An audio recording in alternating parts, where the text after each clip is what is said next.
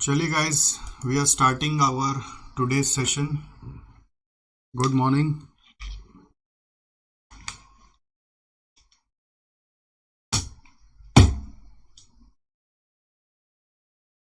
Indian system में सब ठोक ठाक के चालू होता है. सो हम लोग कंटिन्यू कर रहे हैं एबीसी का. क्वेश्चन नंबर 16 तक आपको करा दिया था.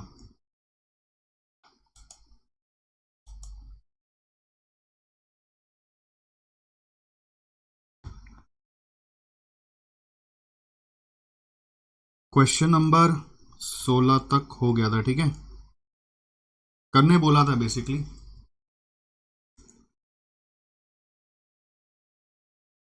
तेरह तक तो आंसर्स भी दिया हुआ है.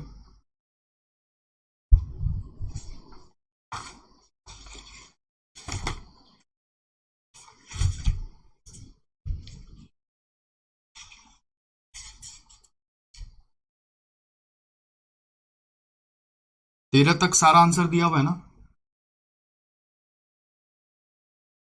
हाँ जी. हाँ,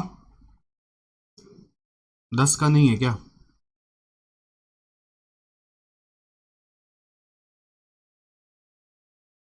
है तो.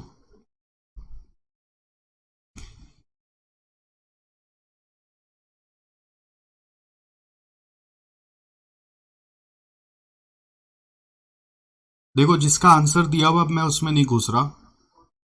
14 से मैं आपको बताता हूं. आप करके लाए हैं ना, तो मेरे को आंसर बताते जाइएगा. ठीक है.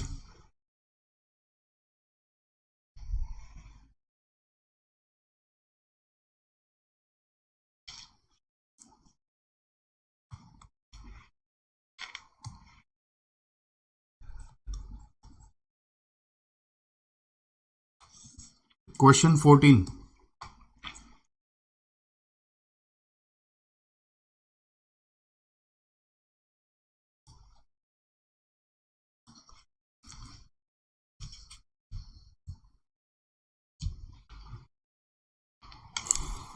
Part A. Total cost and unit cost using traditional costing.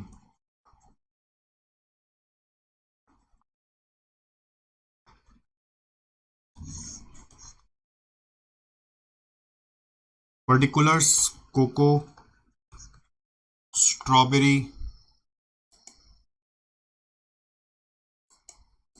Cocoa, strawberry और वैनिला. यहाँ पे टोटल कॉस्ट और यूनिट कॉस्ट पूछा है, तो पहले डायरेक्ट मटेरियल बोलो 8, 6, 5. Direct labour 5, 4, 3. Prime cost 13, 10, 8. Okay. फिर हाँ, very good. Store support cost बोला है ट्रेडिशनल में 30% of prime cost. 3.9, 3 2.4, 16.9, 13, 10.4. Total cost per unit आ गया. यूनिट्स कितना है?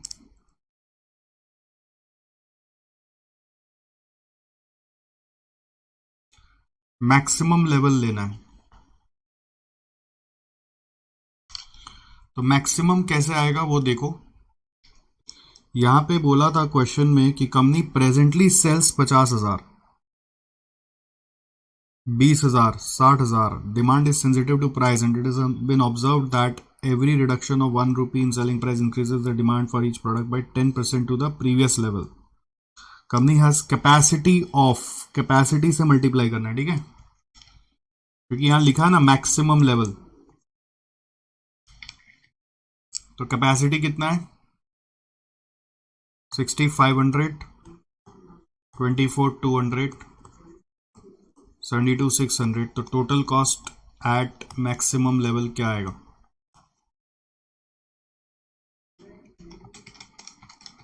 किए हैं क्या? होमवर्क नहीं किए? 14 ही नहीं किए? क्यों? अरे यार, क्या बोले हम।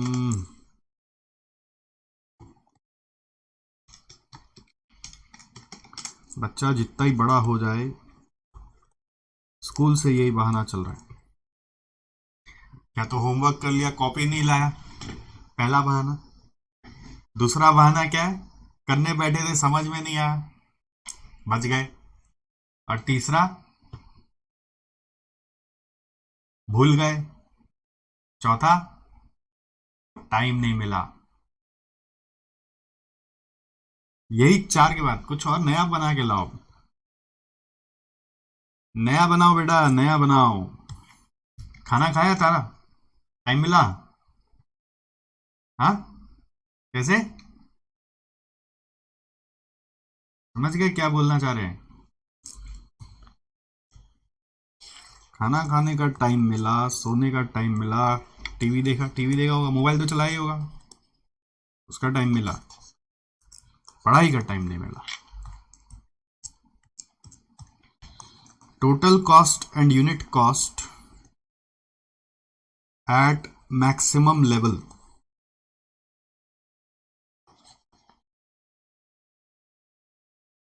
Under ABC. Cocoa, strawberry, vanilla.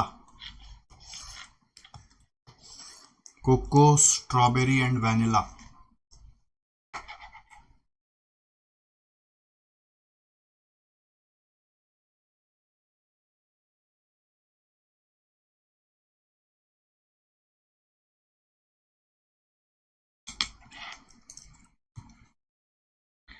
Material है 8, 6, 5। लेबर है 5, 4, 3। प्राइम कॉस्ट है 13, 10 और 8।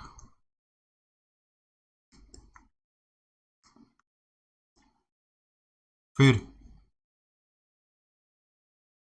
अब ओवरहेड क्या करना है, एक्टिविटी वाइज में जाना है।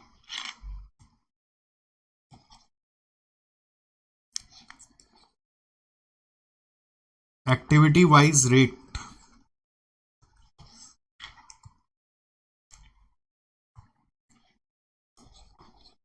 एक्टिविटीज रेट तो दिया हुआ है, खाली रेट पर यूनिट निकालना है। एक्टिविटीज रेट और कोको, स्ट्रॉबेरी, वैनिला, इसका कॉस्ट पर यूनिट चाहिए। तो एक्टिविटीज है ऑर्डरिंग, रेट है 800 करके, डिलीवरी का रेट है 700 करके, शेल्फ स्टॉकिंग का रेट है 199 करके, और कस्टमर सपोर्ट का कॉस्ट है 1.1 करके। तो 800 इंटू ऑर्डरिंग का परचेज ऑर्डर से जुड़ा हुआ है 35 बाई, हाँ, अब ये डिवाइड किससे होगा? हाँ, हाँ, यहाँ पे एक मिस्टेक हो सकता है। अब ये जो डिटेल्स दिया हुआ है, ये मैक्सिमम के लिए दिया हुआ है कि प्रेजेंट के लिए दिया हुआ है, कैसे पता चलेगा?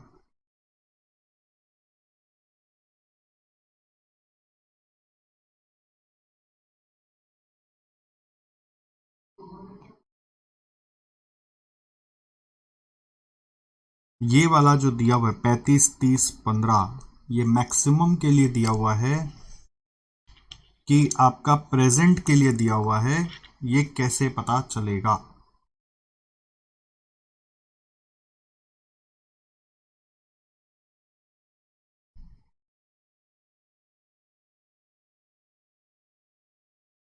बोला है मैक्सिमम पे निकालने, बट ये जो दिया हुआ है ये किस पे दिया हुआ है? आपका व्यू पॉइंट क्या है? आपको क्या लग रहा है? हम्म?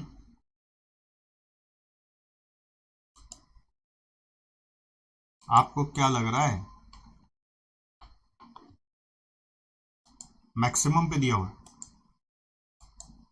मैक्सिमम पे कॉस्ट निकालना ये सही है, लेकिन दिया हुआ किस पे ये कैसे समझ में आएगा? कुछ हिंट नहीं दिया, ठीक से लिखना चाहिए था क्वेश्चन को,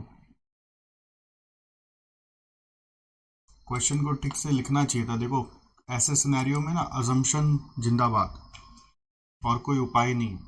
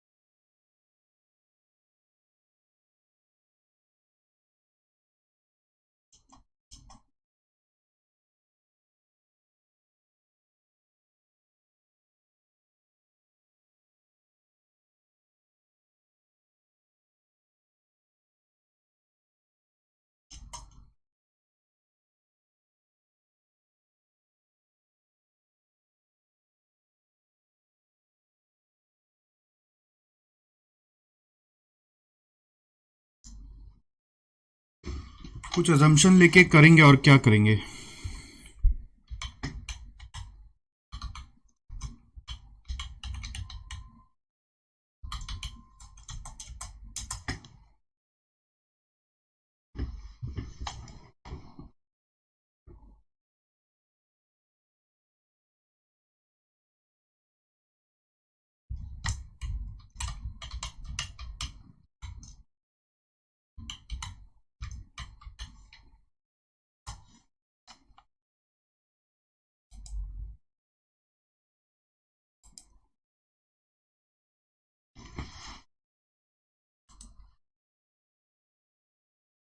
मैं देख रहा हूं कि कुछ और तरीका से मेरे को कोई परफेक्ट आंसर मिल जाए।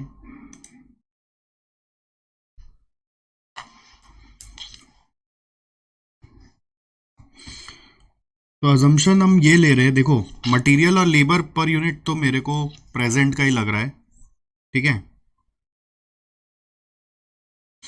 तो मैं ये समझ रहा हूं कि ये सब भी प्रेजेंट से जुड़ा हुआ है, मैं ऐसा अज्यूम कर रहा हूं, अज्यूम दैट प्रेजेंट कैपेसिटी, ये मेरे को ज्यादा सही लग रहा है, ठीक है।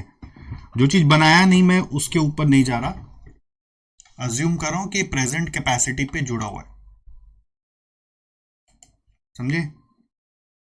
अज्यूम कर रहे हैं, और क्या करें सर, हम वो उल्टा अज्यूम कर लिए तो का हमको आइडिया नहीं है, क्योंकि अभी ये नया है, क्या होगा नहीं होगा, इंस्टीट्यूट कैसे मानेगा वो अभी मैं भी परफेक्ट आइडिया आपको नहीं दे सकता। बट स्टिल हम लोगों को कुछ आइडिया जो लग रहा है वो यही लग रहा है कि we can assume it to be on current capacity.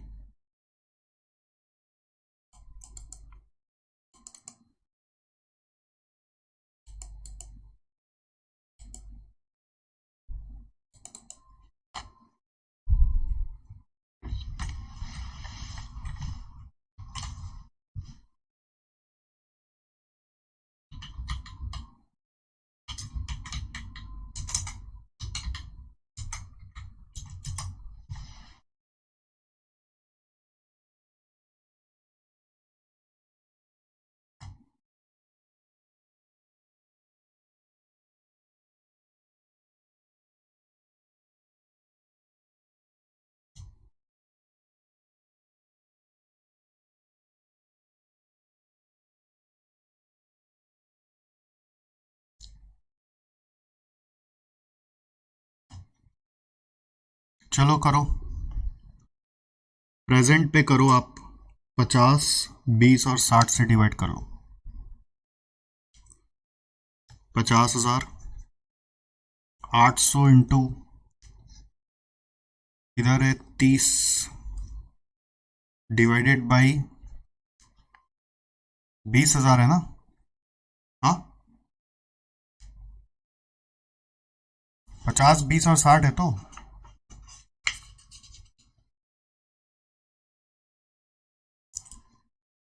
और 800 इंटू 15 बाई 60। चलो आंसर बताओ, करो।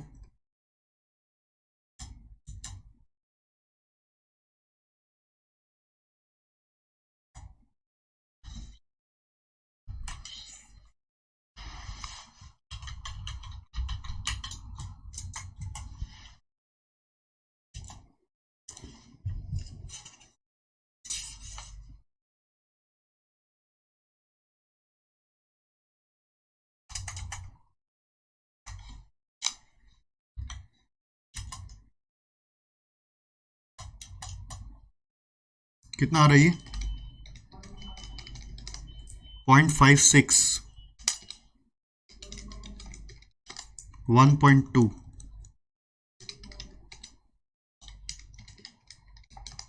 0.2। चलो अच्छा, राउंड फिगर भी आ रहा है तो लगता है सही कर रहे हैं। डिलीवरी का रेट है 700 और नंबर ऑफ डिलीवरीज दिया हुआ 112 by 50,000। 700 into 66 by 20,000। 700 into 48 by 60,000। कितना आ रहा है देखो, फटाफट करो। हाँ, 1.57।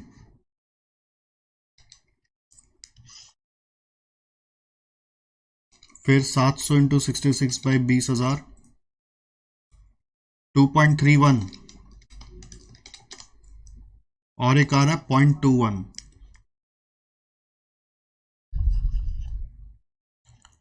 फिर शेल्फ स्टॉकिंग का है 199 पर आवर, तो 199 इंटू 130 बाई 50,000। जल्दी जल्दी आंसर बताओ बेटा। 0.494। 199 into 150 by 20,000,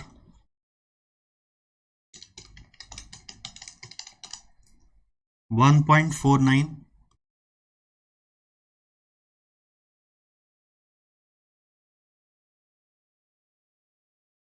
one 99 into 160 by 60,000, 0.53। हाँ,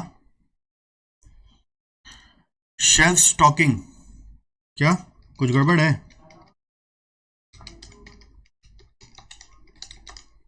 हाँ, 0.5174 आ रहा है, 52 बोल सकते हैं।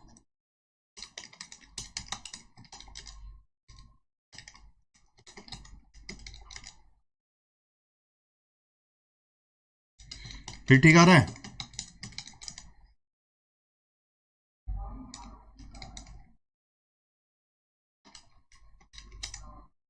ये भी रॉन्ग है, 700 इंटू मैं 18 कर दिया था, 0.56 आएगा।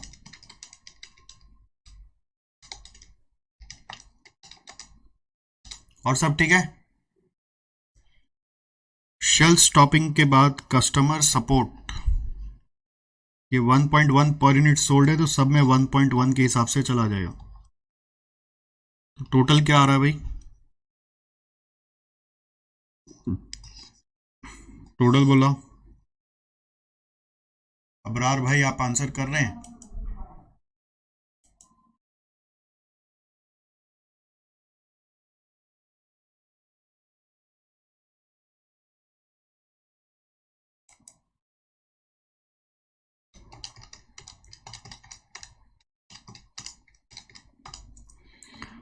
थ्री 3.75,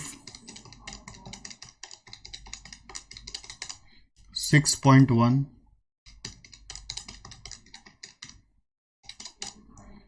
2.39। देखो, ये जनरल अजम्पशन होता है कि जो भी गिवन दिया हुआ ड्राइवर्स वो करंट प्रोडक्शन के हिसाब से दिया होना चाहिए। मैक्सिमम पे अभी तक गए नहीं है तो मैक्सिमम पे बाद में जाएंगे। ओके, तो बाद में जाएंगे तो उसके हिसाब से कॉस्ट अभी कैसे मान सकते हैं। तो 3.75, 6.1, 2.39 आ गया। तो इससे आपका कॉस्ट पर यूनिट आ गया 16.75, 16.1, 10.39।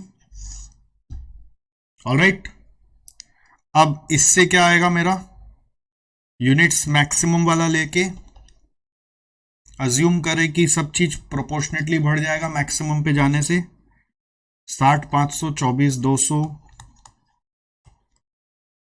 और 72, 600, तो टोटल कॉस्ट इन तीनों को मल्टीप्लाई करके आ जाएगा।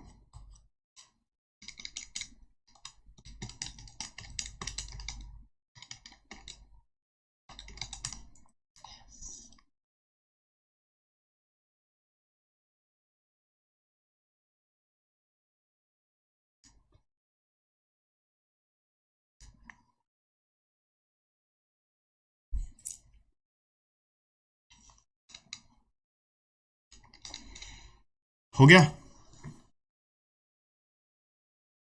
सो क्वेश्चन का थर्ड पार्ट बोल रहा है compare the cost calculated in one above and comment.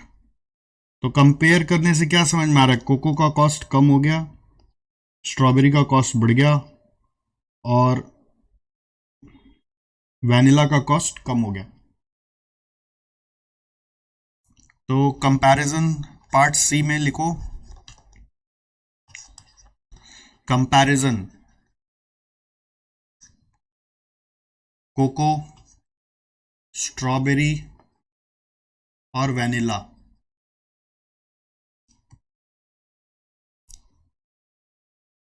Cost under traditional. Traditional में कॉस्ट क्या है? हाँ, 16.9, 13 and 10.4। 16.9, 13 and 10.4 cost under ABC। 16.75, 16.1, 10.39, यही है ना। सो इंक्रीज हो रहा है कि डिक्रीज हो रहा है? यहां पे डिक्रीज हो गया 0.15 से, यहां पे इंक्रीज हो गया 3.1 से, यहां पे डिक्रीज हो गया 0.01 से। ओके, तो लिखो कमेंट्स। कमेंट में क्या लिखोगे? The cost of cocoa and vanilla has decreased, whereas the cost of strawberry has increased under ABC। ठीक,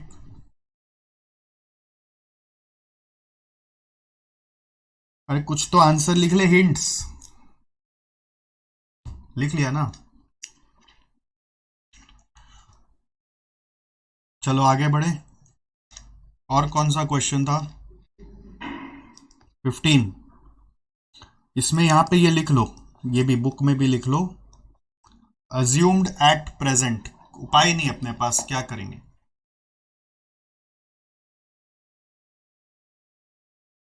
अज्यूम्ड एट प्रेजेंट।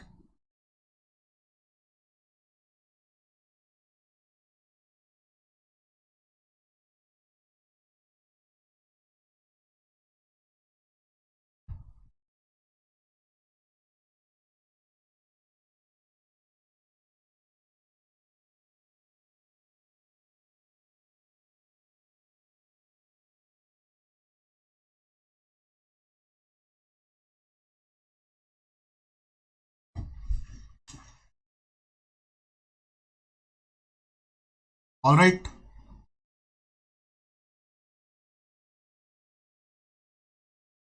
पंद्रह नंबर में देखो,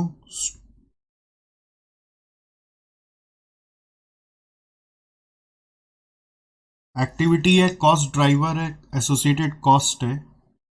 बोल रहा है activity based production cost for all 3 products निकालना है। तो जरूरी नहीं होता रेट निकाल के ही सम करना है, एक सीक्रेट है। रेट निकालने से एक स्टेप आगे बढ़ता है ना, मेहनत होता है। आप इस कॉस्ट को इस रेशियो में भी डिवाइड कर सकते हो। और इस सम में क्या है ना, यूनिट्स नहीं दिया हुआ है, तो बस रेशियो में कॉस्ट को डिस्ट्रीब्यूट कर दो। रेट निकाल के भी कर सकते हैं, बट रेशियो में भी बांट के सम फटाफट होता है, तो सम करके निकल जाओ। समझे? सो मैं एक ही स्टेटमेंट बना रहा हूं, statement showing production cost under ABC. Material labour तो नहीं है ना इधर, तो पर्टिकुलर्स मान लो एक्टिविटी का कॉस्ट पूल दिया हुआ है। रेट निकालना चाहते हो तो निकाल दिया, जस्ट आपका नॉलेज के लिए, बट अदरवाइज रेट का दरकार नहीं है। खाली आप प्रोडक्ट का कॉलम बना लोगे और रेट के जगह आप दूसरा ऑप्शन क्या है, रेशियो में डिवाइड कर दोगे। तो पहला एक्टिविटी है स्टोर्स रिसीविंग।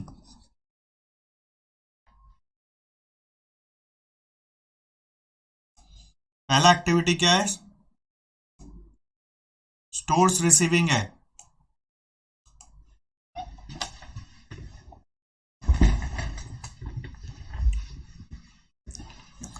तो स्टोर्स रिसीविंग का कॉस्ट पूल क्या होगा? 2,96,000। इसका ड्राइवर क्या होगा?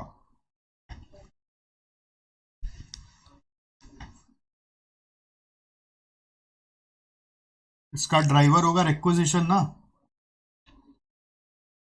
एक कॉलम और बनाना पड़ेगा,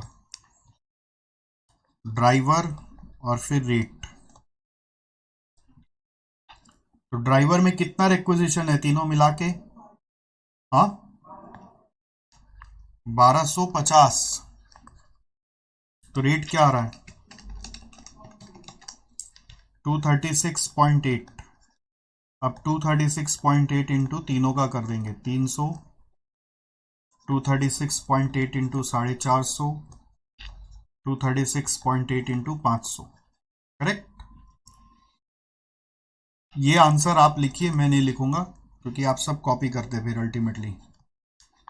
फिर इंस्पेक्शन के लिए क्या है? 894। कितना इंस्पेक्शंस है? टोटल इंस्पेक्शंस, इंस्पेक्शन दिया हुआ है नंबर ऑफ रन्स पे, सॉरी नंबर ऑफ रन्स। तो रन्स कितना है? 50, 1050 और 1200 करके 2300 रन। तो रेट क्या आ रहा है? 388.70। तो 388.70 इंटू 50, 388.70 इंटू 1050, 388.70 इंटू 1200।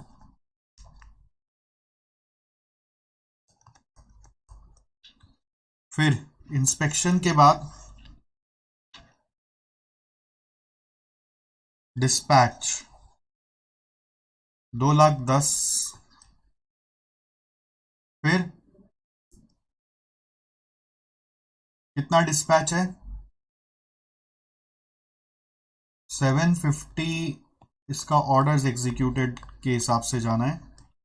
ये सब थोड़ा थोड़ा ना ध्यान दोगे कि किसके लिए क्या यूज हो सकता है। डिस्पैच के लिए ऑर्डर्स, इंस्पेक्शन के लिए रन्स। फ्यूचर में ये सब कभी मिक्स किया हुआ रहता है तो खोजने काम आता है। 280 आ रहा है, तो 280 इंटू 180, 280 इंटू 270, 280 इंटू 300। उसके बाद क्या है? Machine setup. 12 लाख के लिए कितना सेटअप लगेगा? 1200। 1200 सेटअप से रेट क्या आ रहा है? 1,000। तो 1000 इंटू 360, 1000 इंटू 390, 1000 इंटू 450। ओके, इन सब का टोटल करके लाएं क्या? बोलो। 5,00,000,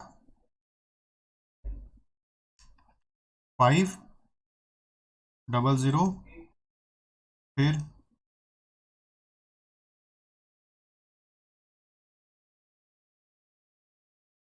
295। 11,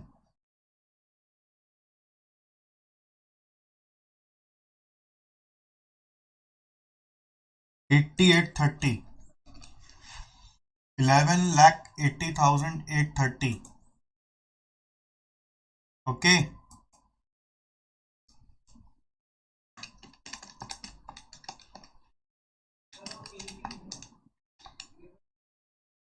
अठारह,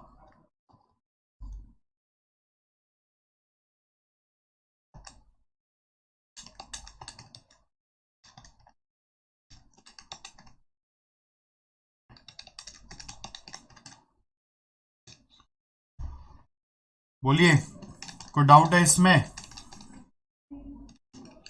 कौन सा?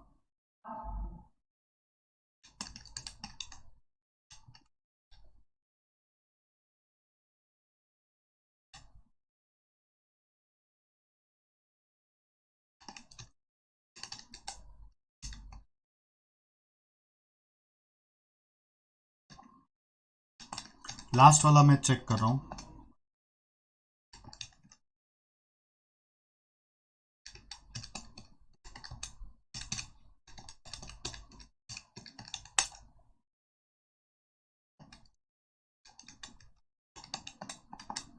इलेवन 88,840 आ रही है। ओके, फिर कौन सा होमवर्क था?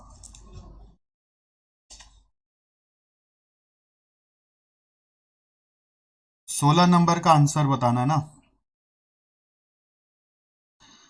सो इस क्वेश्चन में 3 प्रोडक्ट है, मशीन आवर, लेबर आवर @20 दिया हुआ है, मटेरियल पर यूनिट दिया हुआ है, तो ये direct material cost, direct labour cost आ गया, यूनिट्स दिया हुआ है। और ट्रेडिशनल कॉस्टिंग में सब मशीन आवर पे जाता है, और मशीन आवर रेट भी दिया हुआ है 6 रुपया पर आवर। तो इससे मेरा टोटल ओवरहेड्स निकल जाएगा, ठीक है। 6 रुपया पर आवर अगर रेट दिया हुआ है तो टोटल मशीन आवर से मल्टीप्लाई करेंगे तो ओवरहेड का टोटल अमाउंट आ जाएगा। फिर एक्टिविटी बेस्ड कॉस्टिंग में जाना है। देखो यहां पर आपको बैच साइज दिया हुआ है ना। बैच साइज का मतलब क्या है कि एक बैच में इतना यूनिट्स बनता है। ओके, तो आपको टोटल यूनिट्स यदि मालूम है 3,000, 5,000, 20,000, तो नंबर ऑफ बैचेस निकल जाएगा। नंबर ऑफ बैचेस आ रहा है 3,000 बाई 150 करके कितना आ रहा है? हाँ, 20। और 5,000 बाई 500 करके आ रहा है 10। 20,000 बाई 1,000 करके आ रहा है 20। सो अब क्या है, नंबर ऑफ परचेज ऑर्डर दिया हुआ है पर बैच, तो पर बैच कोई काम का नहीं है, टोटल लेना पड़ेगा। टोटल के लिए इंटू नंबर ऑफ बैचेस करना पड़ेगा। तो इंटू नंबर ऑफ बैचेस मतलब इंटू 20 इंटू 10 इंटू 20 करना होगा।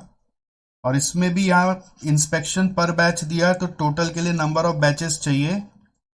सो this will be into 20 into 10 into 20।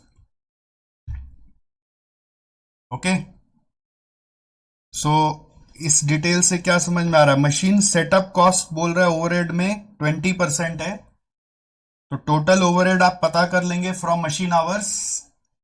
Machine hours का रेट आपको 6 रुपया पर आवर दिया हुआ है, उससे टोटल ओवरहेड आएगा।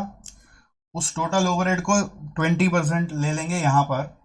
तो इसका ड्राइवर क्या होगा? इसका ड्राइवर होगा machine hours, sorry machine setup का ड्राइवर क्या होना चाहिए? मशीन सेटअप का ड्राइवर क्या होना चाहिए? मशीन आवर्स नहीं होगा। मशीन सेटअप का ड्राइवर होगा number of batches. Machine operation cost का क्या होगा? Machine hours. इंस्पेक्शन कॉस्ट का number of inspections, but total वाला लेंगे, पर बैच वाला नहीं लेंगे। और मटेरियल प्रोक्योरमेंट रिलेटेड कॉस्ट का क्या होगा? नंबर ऑफ परचेज ऑर्डर, पर बैच वाला नहीं लेंगे, टोटल वाला लेंगे। ठीक है, ध्यान रहेगा। तो इस सम का यूनिकनेस यही है कि आप नंबर ऑफ बैचेस निकालें और इसको per batch into number of batch करें, per batch into number of batch करें, यही यूनिकनेस है।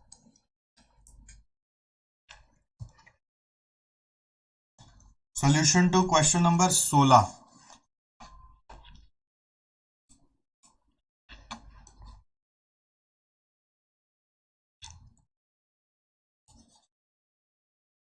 Part A, product cost under traditional system. ये सब जो क्लास स्लाइड्स में लिखता हूं ना, इसको मैं क्लास स्लाइड्स बोलता हूं, ठीक है, जिसमें मैं लिख रहा हूं मेरा नोट्स, ये सब भी आपको दे देते हैं।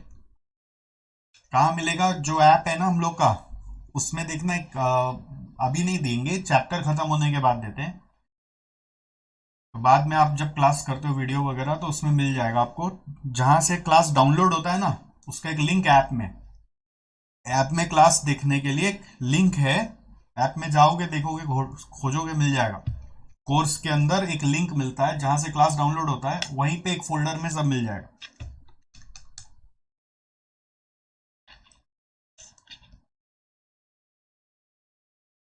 Product cost under traditional system.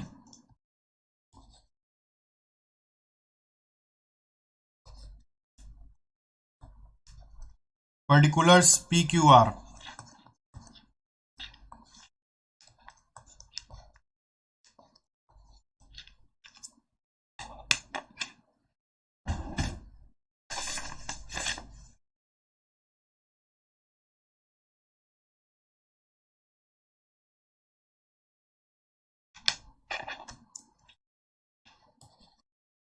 Direct material है 90, 80, 100, 120, sorry. Direct labour at the rate 20 per hour के हिसाब से 80, 240, 160, राइट? सही है। 170, 320, 280 से आ जाएगा प्राइम कॉस्ट। फिर factory overhead.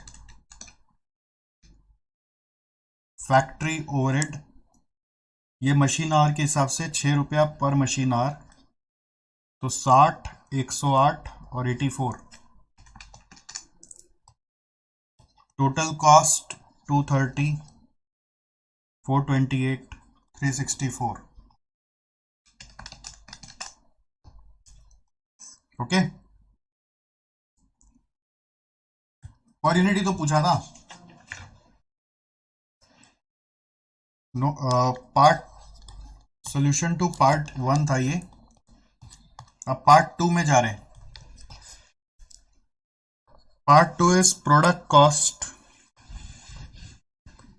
Using ABC।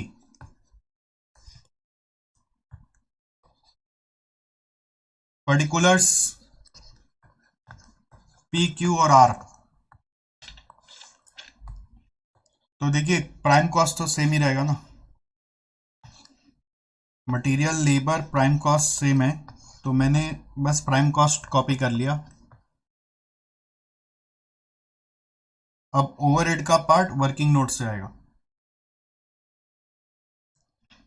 Note number 1, activity based cost per unit. So we have activities, उसका कॉस्ट पूल, उसका कॉस्ट ड्राइवर्स,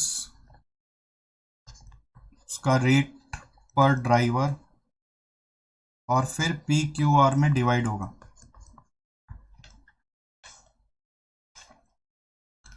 सो एक्टिविटीज में मशीन सेटअप, ठीक है, थोड़ा जगह छोड़ छोड़ के लिख रहे हैं। ऑपरेशन, इंस्पेक्शन और मटेरियल प्रोक्योरमेंट, सब मिलाकर आपको बोला है 100% है, ठीक है। तो ये 100% कितना होगा, उसके लिए वर्किंग करना पड़ेगा। Note number 2, total overhead at present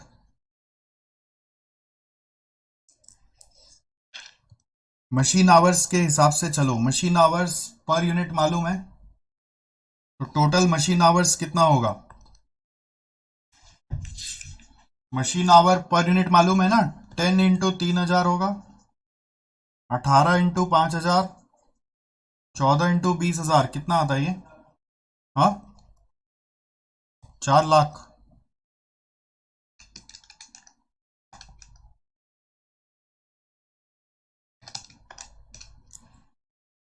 so overhead, total overhead क्या होगा, मशीन आवर टोटल जो है into 6 rupees per machine hour, तो 4 लाख इंटू 6, 24 लाख। इस 24 लाख को यहां बैठा दिया जाए और इसका ब्रेकअप लिया जाए 20, 30, 40, 10 में। 20% कितना होगा, 30%, 40% और 10%, 240। ओके सर, हम लोग तो होमवर्क किए नहीं, हम लोग को बड़ा दिक्कत हो रहा है, आप फटाफट लिखा दे रहे हैं। मैं आपको पहले ही बोला होमवर्क करके आना पड़ेगा। अभी आप समझ लो, जो होमवर्क नहीं किया वो समझ लो, थोड़ा रफ में आंसर वांसर लिख लो और फिर अपने से करना होगा। होमवर्क को अगर आप सोचते हम क्लास में कॉपी करके कंप्लीट समझ लेंगे तो वो होमवर्क नहीं है, वो आपका भ्रम है। होमवर्क और भ्रम में डिफरेंस है। तो मशीन सेटअप के लिए कॉस्ट ड्राइवर क्या होगा, नंबर ऑफ सेटअप या नंबर ऑफ बैचेस बोल सकते हो, ठीक है, या नंबर ऑफ रन्स भी बोल सकते हो, एक ही बात है। तो नंबर ऑफ रन्स पीक में कितना आएगा, 150 यूनिट पर बैच बनता है। और कितना यूनिट है इसका, 3000 बाई 150 करने से आ रहा है 20। क्यू में, क्यू में 7, 7, 5000 बाई 510।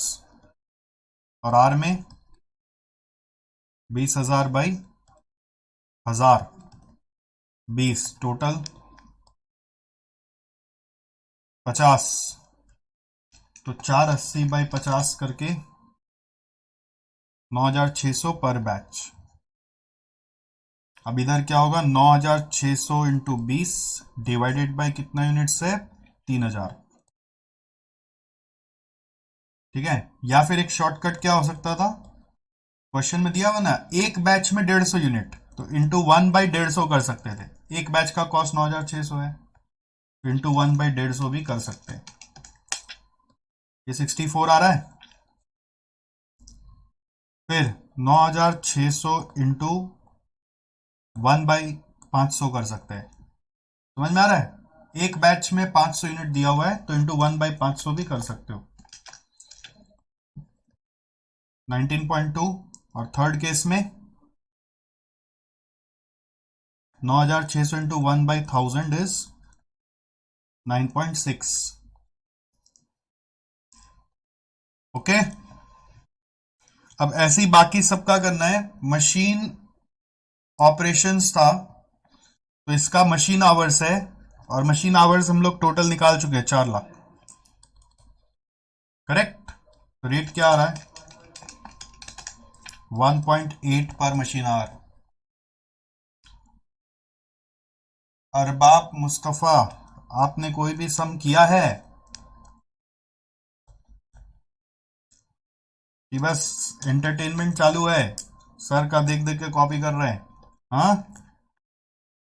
इंटू 10, 18, 14, इंटू 10, 18 और 14।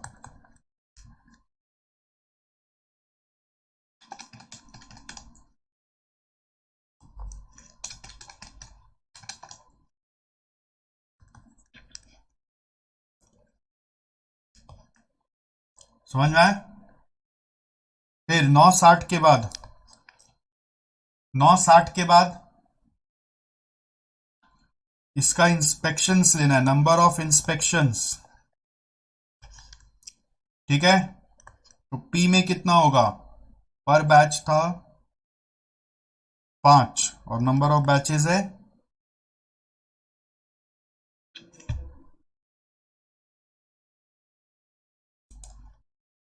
सो यहां पर क्या आ रहा है, अब देखो 100 आ रहा है। क्यू में क्या होगा, 4 इंटू टोटल बैचेस है 10, 40। आर में क्या होगा, 3 इंटू 20 60, तो ये आ रहा है 200, तो रेट आएगा 960/200 करके 4800,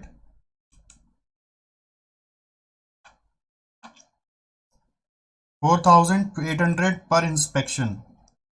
तो 4800 इंटू, अब देखो एक टोटल इंस्पेक्शन कितना है, 100 है ना, डिवाइड बाय यूनिट्स कितना बनाया हमने, यूनिट्स बनाया था 3000, फिर 4800 इंटू, यहां पे इंस्पेक्शन है 40 डिवाइडेड बाय ये 5000, फिर 4800 इंटू टोटल इंस्पेक्शन है 60 डिवाइडेड बाय 20000।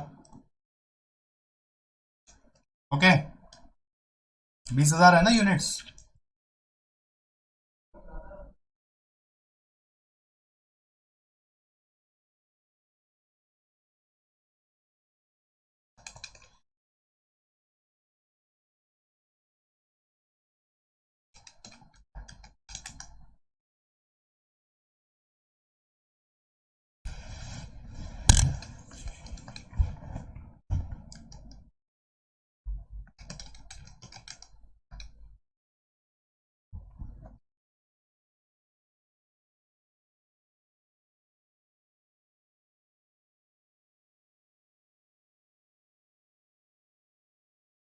क्या हुआ,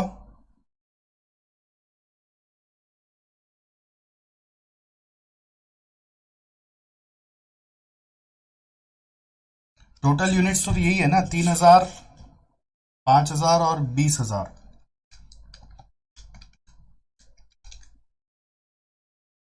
एक बैच पे 5 इंस्पेक्शन है, तो टोटल बैचेस यदि 20 है तो 100 इंस्पेक्शन हुआ, इधर 40 इंस्पेक्शन हुआ, और इधर एक बैच पे सिर्फ 3 इंस्पेक्शन है तो 60 हुआ। 200, 960/200 करके 4800, 4800 एक इंस्पेक्शन का कॉस्ट है। टोटल इंस्पेक्शन 100 हो रहे हैं और उसमें 3000 यूनिट बन रहे हैं, इंटू 100/3000, 160 रुपये आ रहा है। बहुत बड़ा फिगर आ रहा है तो घबराहट हो रहा है। हाँ, ये आ रहा है 38.4, यहां पे ठीक ही आ रहा है 14.4, बाकी दो में तो ठीक ही आ रहा है। मटेरियल प्रोक्योरमेंट का करो, number of procurement, number of procurements मतलब number of orders, purchase orders. P Q R में क्या होगा, पर बैच है 3, 3 इंटू कितना बैचेस है 20, 60, फिर है 10, 10 इंटू 10 100, फिर है 8, 8 इंटू 8 इंटू 20 है तो कितना आ रहा है 160। क्या हुआ, थोड़ा हेल्प करना पड़ेगा ना सर का कैलकुलेशन में। 320, 240/320 करके कितना आ रहा है 750 पर ऑर्डर। अब 750 इंटू 60 ऑर्डर बाई 3000 कितना आ रहा है 750 इंटू 100/5000 और 750 इंटू 160/20000,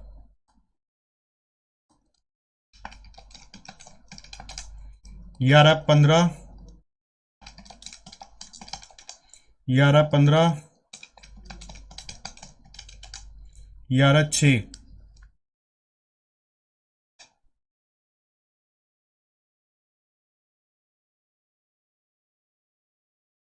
ठीक है, तो टोटल क्या बन रहा है यहां पे देखो,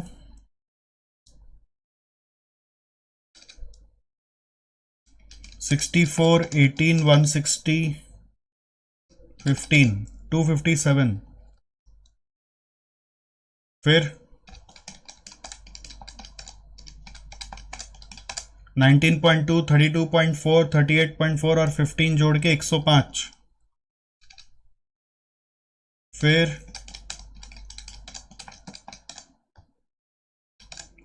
55.2। हाँ,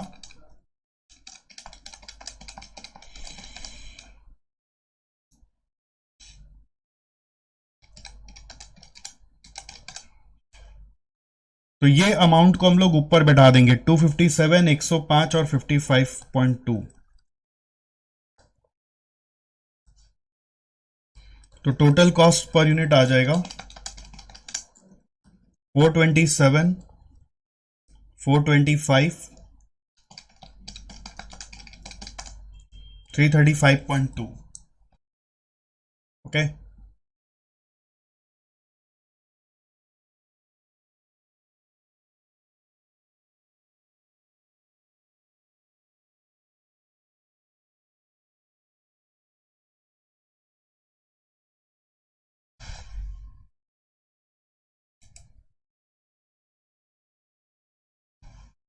इज इट क्लियर? बोलो, कोई सवाल है तो बताओ।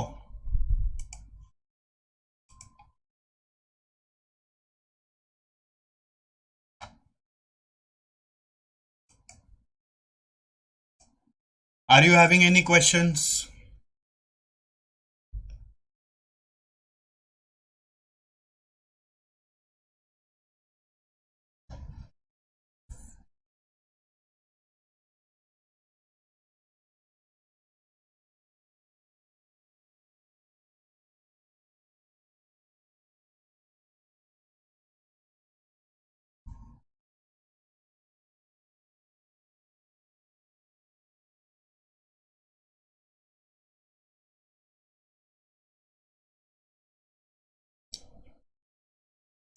So we are proceeding ahead to next question, question number 17.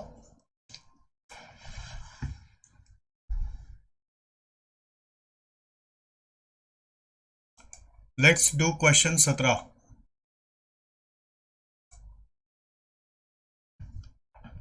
Question number 17 में आ जाओ।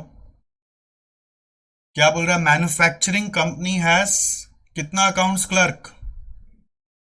3 accounts clerk responsible for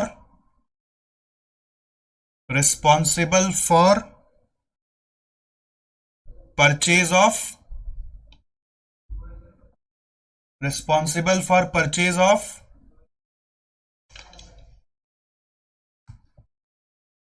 processing purchase invoices of suppliers. Purchase of नहीं, processing purchase invoice of suppliers, मतलब परचेज डिपार्टमेंट में काम कर रहे हैं। कहां पे काम कर रहे हैं लोग? कहां पे काम कर रहे हैं? परचेज डिपार्टमेंट में काम कर रहे हैं। They are working in purchase department. Right? Each clerk has paid a salary of 1.5 lakh. कितने क्लर्क हैं? 3। तो सैलरी देते हैं हम लोग 1.5 लाख करके, तो 4.5 lakh. And is capable of processing 5,000 purchase invoices per year. Okay. In addition to the salary the company spends 45,000 per year for printing of forms, postage etcetera.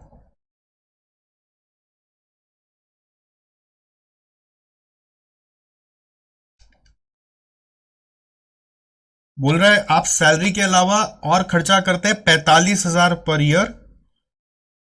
For क्या चीज के लिए? Forms, postage etcetera. देखो, फॉर्म्स, पोस्टेज वगैरह तभी खर्च होगा जब वाकई में इनवॉइस बनेगा, और सैलरी तो आपको फिक्स देना पड़ता है। इस सब में एक चीज समझने का, ये फिक्स्ड कॉस्ट है और ये आपका 45,000 पर ईयर वेरिएबल कॉस्ट है। अच्छा, एक क्लर्क कितना इनवॉइस प्रोसेस कर सकता है? 5,000। एक क्लर्क कितना इनवॉइस प्रोसेस कर सकता है? 5,000। तो 3 क्लर्क कितना प्रोसेस करेंगे? 15,000। तो इसलिए यहां पे भी 15,000 परचेज इनवॉइस दिया हुआ है।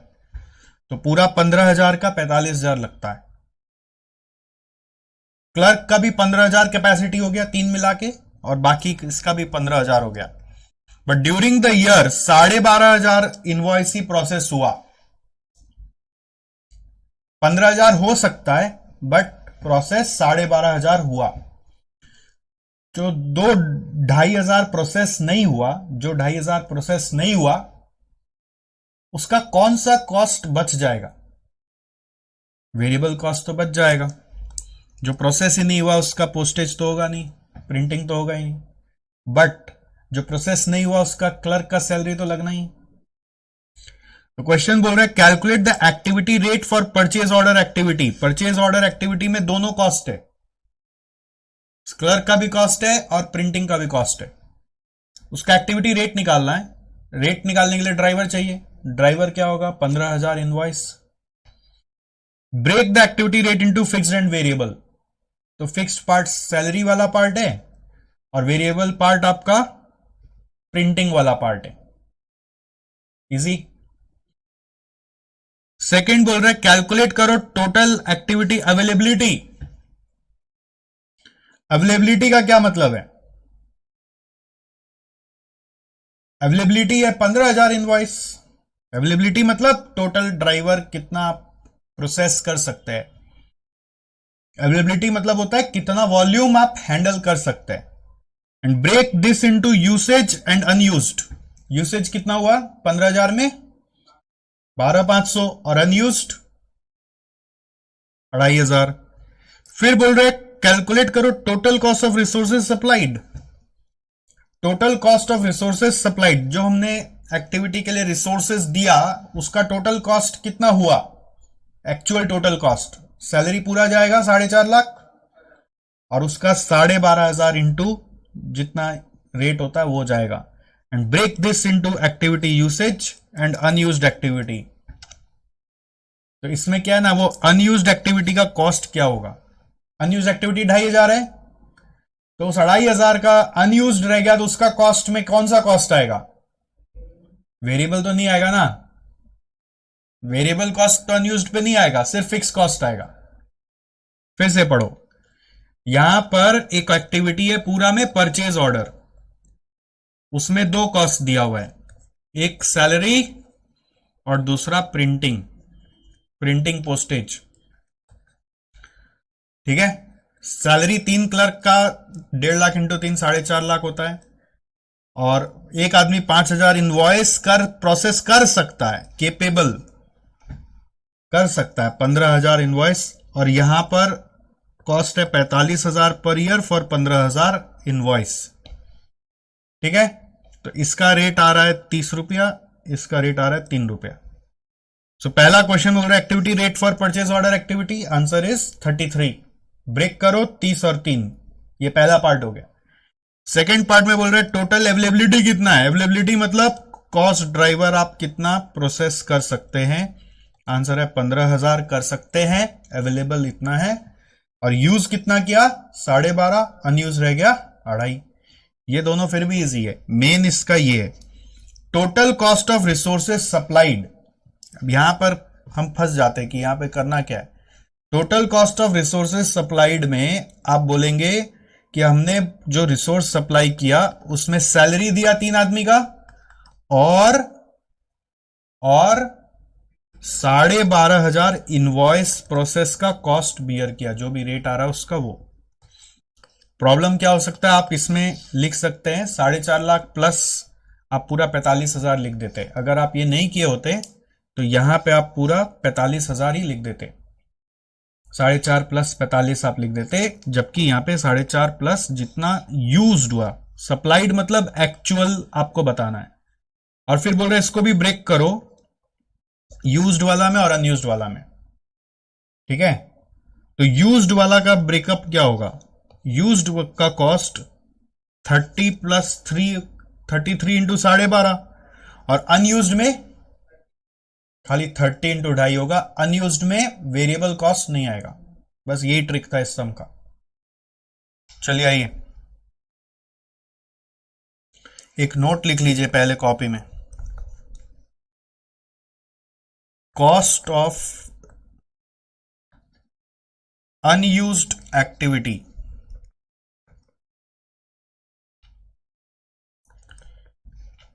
is equal to unused cost driver volume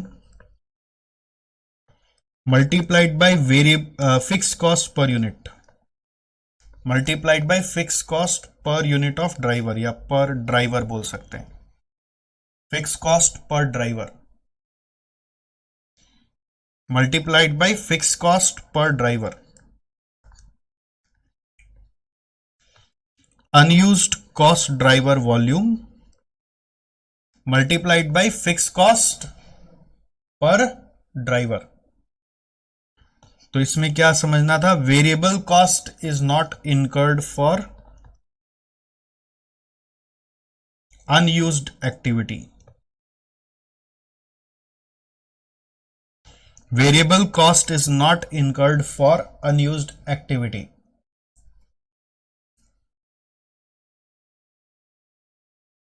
second part cost of resources supplied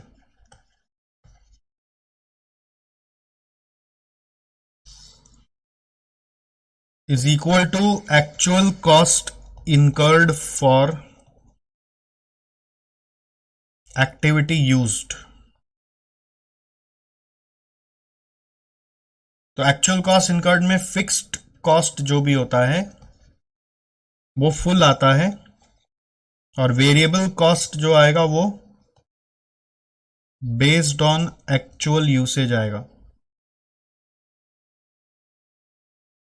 variable cost based on actual usage आएगा।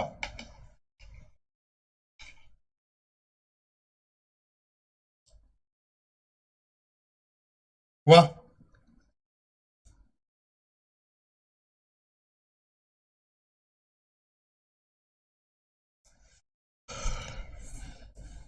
ये फिक्स्ड वेरिएबल में हम लोगों को कंफ्यूजन आ जाता है, अगर हम ये सम नहीं करते तो हम कॉस्ट ऑफ अनयूज्ड में भी पूरा एक 33 डाल देते।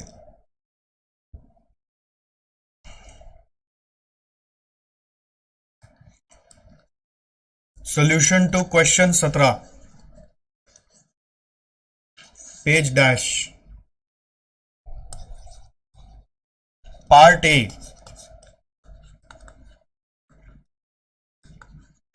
Activity rate for purchase order.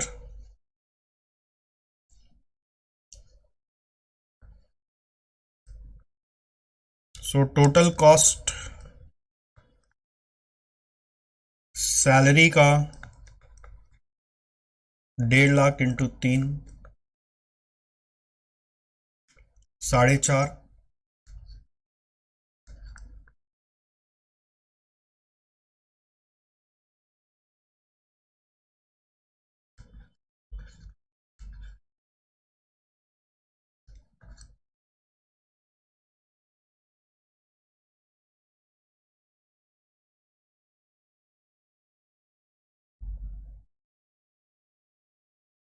और एक प्रिंटिंग एंड पोस्टेज का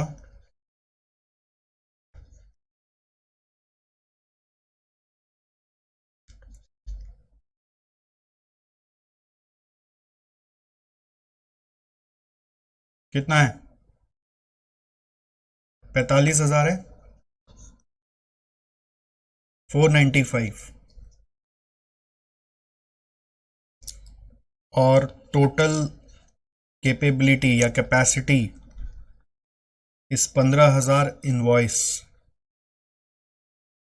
so cost per invoice 495 by 15, ये आ रहा है 33 rupees per invoice.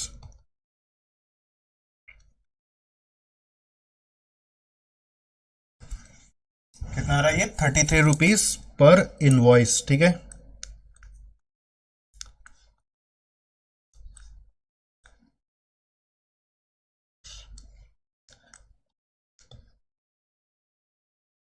Is it clear?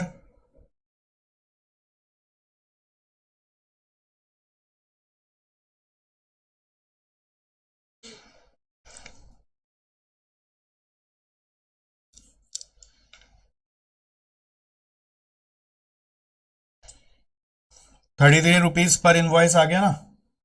Now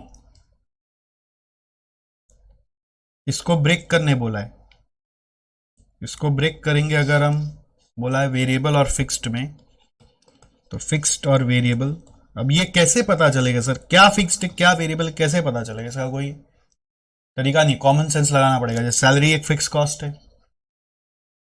और दूसरा आपका जो प्रिंटिंग और पोस्टेज है वो तो तभी लगेगा जब आप इनवॉइस बनाएंगे, पोस्ट करेंगे, तभी ना पोस्ट होगा।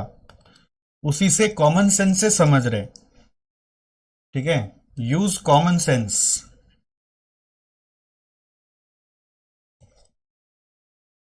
So that is, it is 4.5 lakh और 45,000 डिवाइड बाई 15, डिवाइड बाई 15, ये है 30 रुपया और ये है 3 रुपया।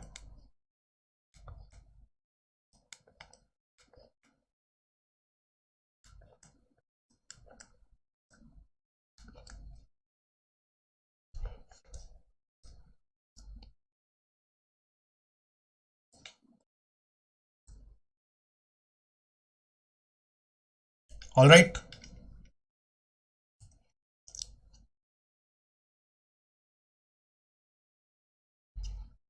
30 रुपया पर इनवॉइस, 3 रुपया per invoice.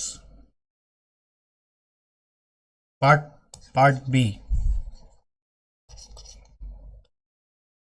Total activity availability. Availability मतलब होता है कितना काम करा जा सकता है, कितना काम करा जा सकता है,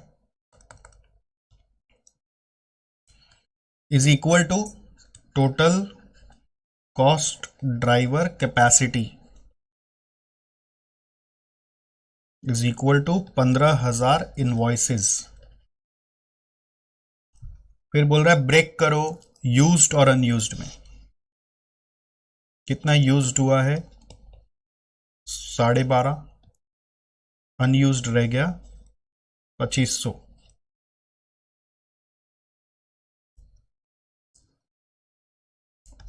ये भी इजी है, पार्ट बी और सी हर बच्चा कर ले, सॉरी पार्ट ए और बी हर बच्चा कर ले, पार्ट ए भी हर बच्चा कर ले। पार्ट सी में ये जो बोल रहा है ना, cost of resources supplied, cost of resources supplied में मिस्टेक हो जाता है। कॉस्ट ऑफ रिसोर्सेज सप्लाइड में फिक्स कॉस्ट पूरा आएगा 4.5 लाख पूरा, सैलरी तो देना ही है, बट वेरिएबल कॉस्ट 3 रुपया करके 12,500 का ही आएगा। 37,500, 487,500।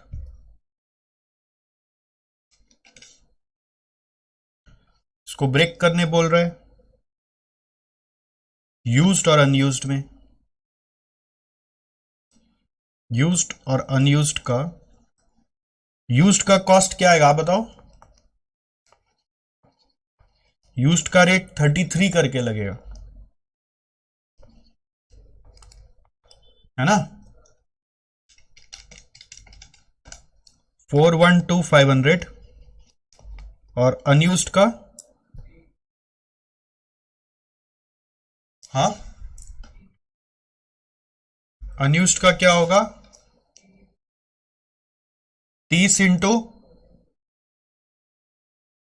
बोलो, 2,500 और 30 इंटू 2,500 के बाद 3 रुपया लगेगा क्या? 3 रुपया नहीं लगेगा, ठीक है, बस इतना ही आएगा। 30 इंटू 2,500 कितना होता है? 75,000। अनयूज्ड में नो वेरिएबल कॉस्ट, ठीक है, अनयूज्ड में वेरिएबल कॉस्ट नहीं आना चाहिए। दोनों का टोटल देखो 487,500 मैच हो जाएगा। वेरिएबल कॉस्ट आपका अनयूज्ड पे नहीं आया, सिर्फ यूज्ड पे आया। ओके,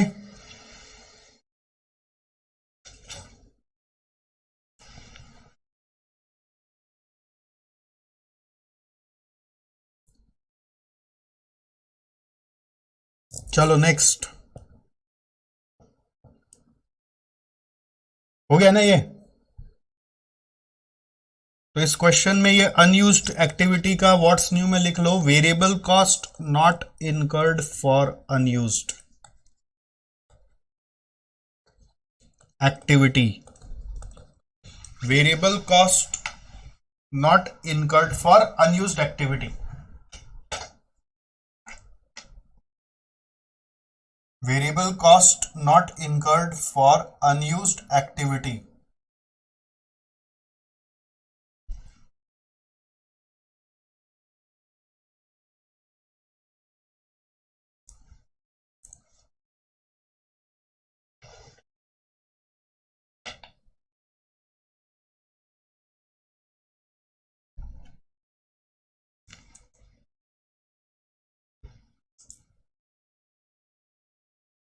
ओके,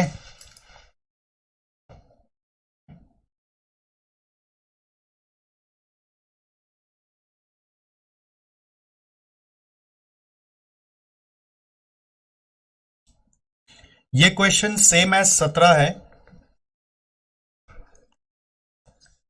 ओके, इसको आप अपने से कर लीजिएगा और आंसर भी यहां पे दिया हुआ है।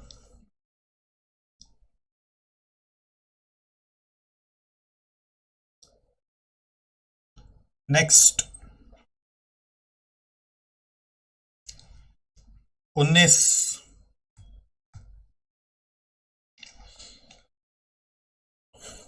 ये बच्चा क्वेश्चन है, आप कर सकते हैं, मैं समझा देता हूं एक बार। आप ये सबको अगेन होमवर्क में आज लेंगे, मैं समझा दे रहा हूं, फिर हम लोग आंसर अगला दिन चेक कर लेंगे, ठीक है।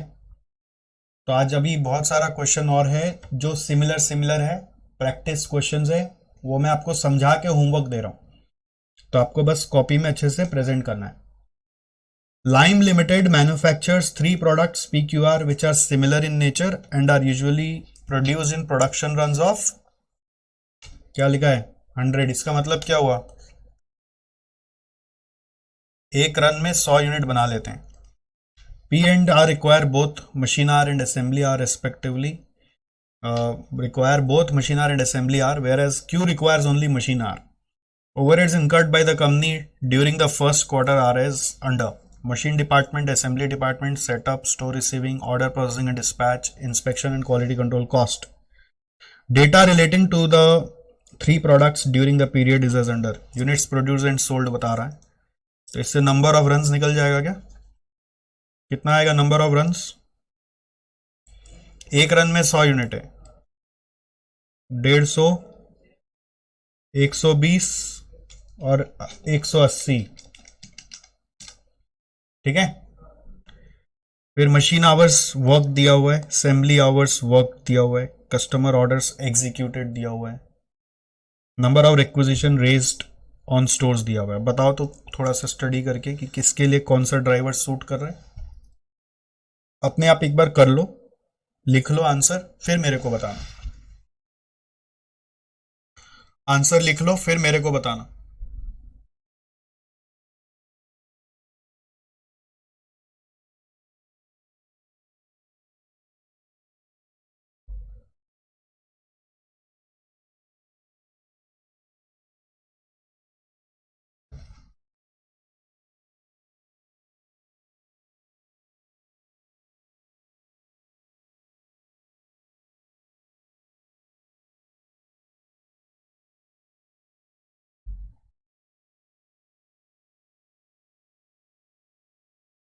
कितना आता है,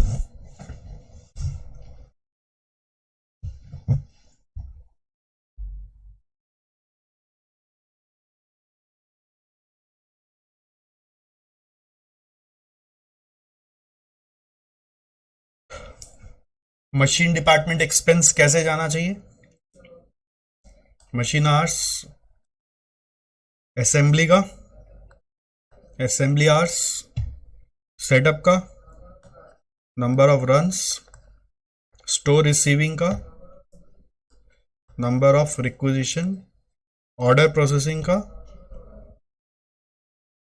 नंबर ऑफ कस्टमर ऑर्डर्स और इंस्पेक्शन का,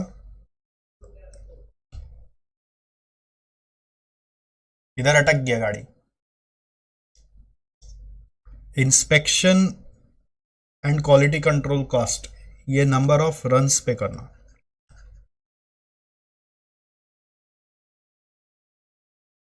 देखो कितना यूनिट्स बना है, 15,000।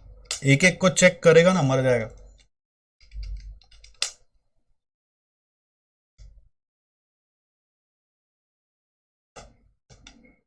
समझ में आया?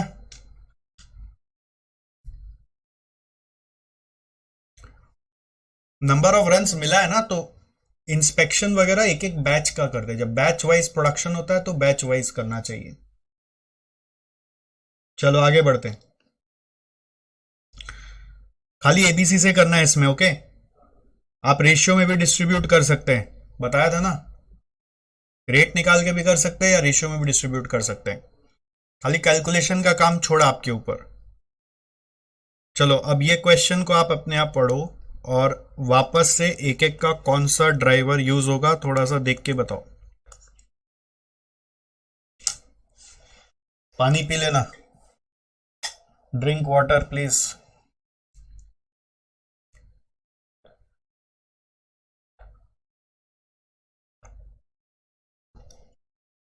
आपको बोला था पानी सामने रखा गया, पानी सामने रख के पड़ेगा, पानी पीछे नहीं रहना चाहिए।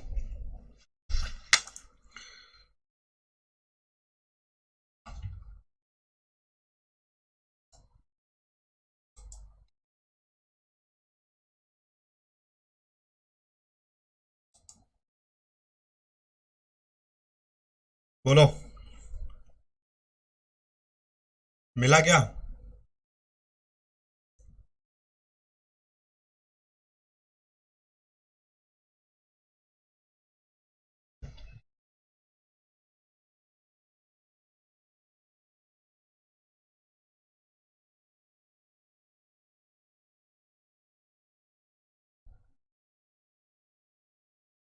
वाह। Overheads applicable to machine oriented activity का ड्राइवर क्या होगा? मशीन आवर्स होगा। ऑर्डरिंग मटेरियल्स का ये दिया हुआ है, देखो नीचे पढ़ोगे ना सब मिलेगा। Number of material orders.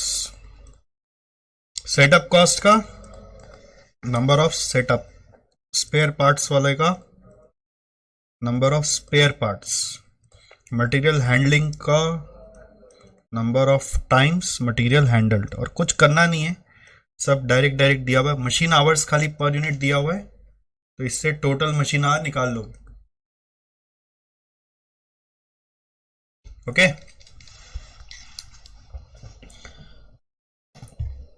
अगर इतना कर लिया ना, मतलब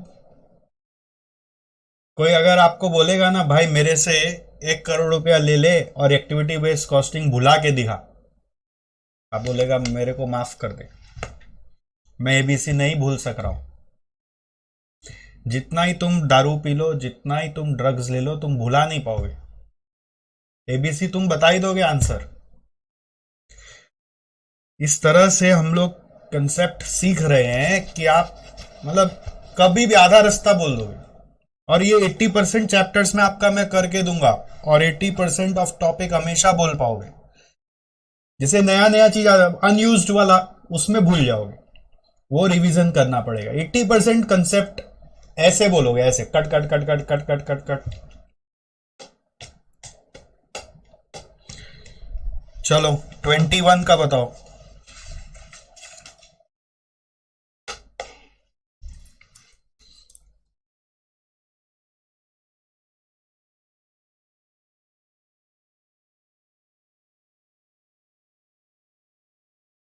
बोलो।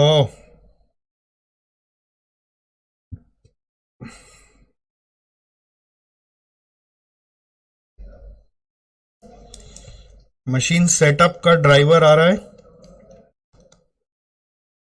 मशीनिंग का, असेंबली का। असेंबली है ना, हमेशा ध्यान रखो, इज अ मैनुअल जॉब, ठीक है। असेंबली कभी भी ऑटोमेटिक नहीं होता है, इट्स अ मैनुअल जॉब। तो ये इंप्लाइड होता है कि उसका लेबर आवर होगा। और इंस्पेक्शन का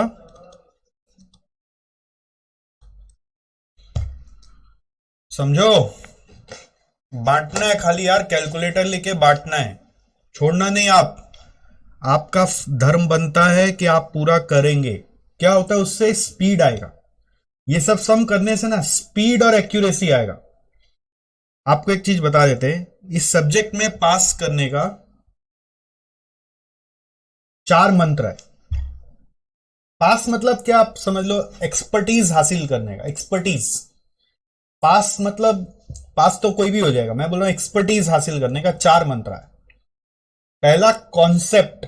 कॉन्सेप्ट मतलब क्या होता है कि आपको जो मैं नोट्स लिखाता हूं उसमें आंख बंद करके हम कहीं पे भी आपको बोले उंगली रख दो, तो उसको देखकर आपको समझ आ जाता है कि इसका इर्द गिर्द क्या है, मतलब इसका वाट वाई हाउ क्या है। अगर याद आ गया तो कॉन्सेप्ट है। सेकंड मंत्र है प्रेजेंटेशन। अभी क्या, बच्चा लोग जब पढ़ाई करता है तो वो रफली बहुत करता है, रफली। एग्जाम में रफ वर्क चलता नहीं है। प्रेजेंटेशन मींस थोड़ा सा अच्छे से लिखना होगा कि आपका कॉपी देख के डिफरेंशिएशन हो जाए कि लड़का जानता है। खेचड़क नहीं करना है, गड़गड़ गड़गड़ गड़गड़ नहीं करना है। फॉर्मेट बनाना है, ब्लू ब्लैक यूज करना है। एग्जाम में रेड अलाउड नहीं है।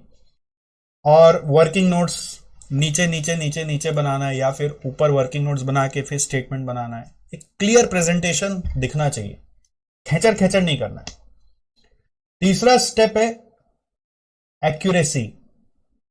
एक्यूरेसी मतलब जो किया करेक्ट, वन शॉट करेक्ट होता है आपका, वन शॉट।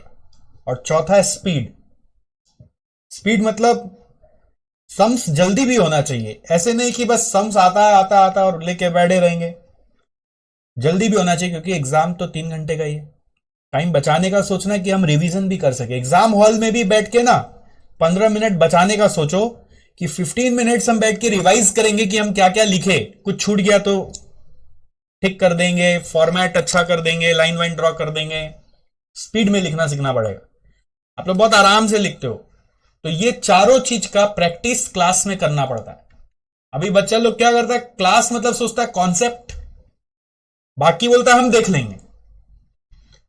बट अगर आप ये चारों चीज क्लास में सीखने लगते हो तो आई एम वेरी श्योर कि आपका परफॉर्मेंस बहुत हाई हो जाएगा। तो प्रेजेंटेशन पे भी ध्यान देगा। पहले कॉन्सेप्ट पे ध्यान दो, वो आ गया, प्रेजेंटेशन पे ध्यान दो, वो आ गया, स्पीड पे ध्यान दो, स्पीड आ गया, एक्यूरेसी पे ध्यान दो। स्पीड और एक्यूरेसी एक ही चीज से आता है, प्रैक्टिस। तो जो होमवर्क मिलता है उसको सिंसियरली करो, जो क्लास में सम्स मिलता है उसको सिंसियरली करो, उससे स्पीड और एक्यूरेसी आने लगता है। ठीक है, फिर क्लासेस खत्म होता है तो जो प्रैक्टिस करने सम्स इंस्टीट्यूट की तरफ से आता है उसको करो। जो क्लास में करा हुआ है उसका इंपॉर्टेंट इंपॉर्टेंट क्वेश्चंस मार्क करके दोबारा करो, उससे एक्यूरेसी बढ़ता है। और स्पीड है ना, माइंड का एक फ्रेमवर्क है। हम लोग चाहे तो फटाफट बोल सकते हैं, हम लोग चाहे तो धीरे धीरे धीरे बोल सकते हैं, तो वैसे ही धीरे लिख भी सकते हैं और फास्ट लिख भी सकते हैं। माइंड का फ्रेमवर्क है। माइंड को है ना बार बार बोलना पड़ेगा, कोशिश करना पड़ेगा, तब वो स्पीड आएगा। और एक्चुअली प्रैक्टिस करते करते भी स्पीड आता है। नेक्स्ट, हाँ, ये क्वेश्चन में आओ।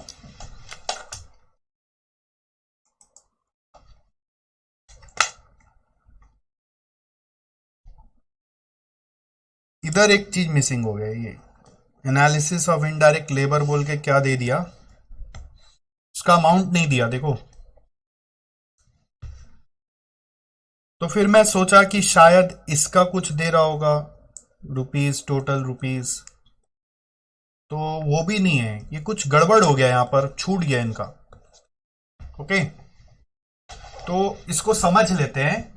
अगर समझ में आ गया तो आपको तो बस डिस्ट्रीब्यूट ही करना है। फिर इसको छोड़ के बाकी समझ लेते हैं ना।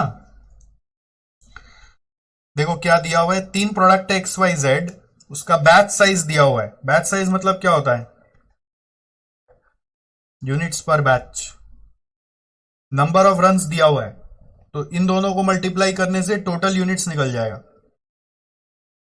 2000 इंटू 25 कितना होगा, 50,000, 3,000, कितना आ रहा है, 16,250। अब नंबर ऑफ इंस्पेक्शंस है, परचेज ऑर्डर्स है, कस्टमर ऑर्डर रिसीव्ड है, और एक कुछ इनडायरेक्ट लेबर का परसेंट होना चाहिए था, कुछ वैल्यू दिया हुआ होना चाहिए था जो नहीं दिया हुआ है। और फिर खर्चा में मशीनिंग बोल के एक हेडिंग है, उसके अंदर सुपरविजन, सेटअप, क्वालिटी कंट्रोल है। फिर असेंबली बोल के फिर हेडिंग है, ये बोल्ड नहीं हुआ, उसके अंदर सुपरविजन, क्वालिटी कंट्रोल और परचेज ऑर्डर है। फिर रिसोर्स प्रोक्योरमेंट भी उसी में है, कस्टमर लाइसेंस भी उसी में है। नहीं, ऐसा नहीं है। पर इस परचेज ऑर्डर प्रोसेसिंग बोल के एक अलग एक्टिविटी है, यहां पे वो कोलोन दिया हुआ है ना, उसके अंदर रिसोर्स और कस्टमर लाइसेंस है। ये देखो, देख के समझ में आ रहा ना। और फैक्ट्री मैनेजमेंट के अंदर एक एक्टिव कॉस्ट दिया हुआ है, जनरल एडमिन। तो बेसिकली आप देखिए 4 हेडिंग है, ABCD। क्वेश्चन क्या बोल रहा है? Prepare an ABC analysis and calculate product cost. तो ABC एनालिसिस मतलब एक्टिविटी बेस्ड कॉस्टिंग के हिसाब से आपको प्रोडक्ट कॉस्ट बताना है। अच्छा, यहां पे ये भी चेक करो, 4 4 8 1 9, 4 2 6, 3 3 6, और ये 100 यहां पे डायरेक्ट बाहर में आना था, तो टोटल आ रहा 2200। 9 6 15 6 21 और 1 22। ओके, तो ये प्रेजेंटेशन को सीख लो। अब क्वेश्चन आ रहा है कि ये जो दिया हुआ है इसको डिस्ट्रीब्यूट कैसे करेंगे प्रोडक्ट्स में। यहां पे जो रुपीज इन 1000 लग रहा है ना, तो ऐसा भी समझ में आ रहा है कि ये रुपीज इन 1000 रहा होगा। समझ में आया? ये भी रुपीज इन 1000 रहा होगा। ये देख के समझ में आ रहा है कि ये इधर आ गया कुछ। ओके, रुपीज इन 1000 आ गया। अब इसके बाद एक टोटल आ गया। हो सकता है ये टोटल वगैरह ये प्रिंटिंग एरर हो गया होगा, ऐसा मेरे को ऐसा लग रहा है। ये इंस्टीट्यूट मैट में जैसा है मैं वैसे ही कर रहा, छाप लिया इधर। अभी उसके बाद मेरे को ऐसा लग रहा है कि ये शायद तभी बैठ रहा है हिसाब किताब, है ना। रुपीज इन 1000 इन दोनों का होगा, टोटल इन दोनों का कॉमन में होगा कुछ। इन दोनों का कॉमन में होता है ना, बीच में टोटल लिखा हुआ होगा, और ऐसे रुपीज इन 1000 होगा। ओके, हो सकता है ये एनालिसिस ऑफ इनडायरेक्ट लेबर इस तीनों का पार्ट है, ABCD। ओके, ऐसा लग रहा है, भाई बैठ भी रहा है हिसाब ऐसे। मतलब अगर हम इसको ऐसे सजा दें तो ये अब बैठ जा रहा है। इसको यहां से काट दिया जाए, इसको सोचो काट देते हैं यहां से।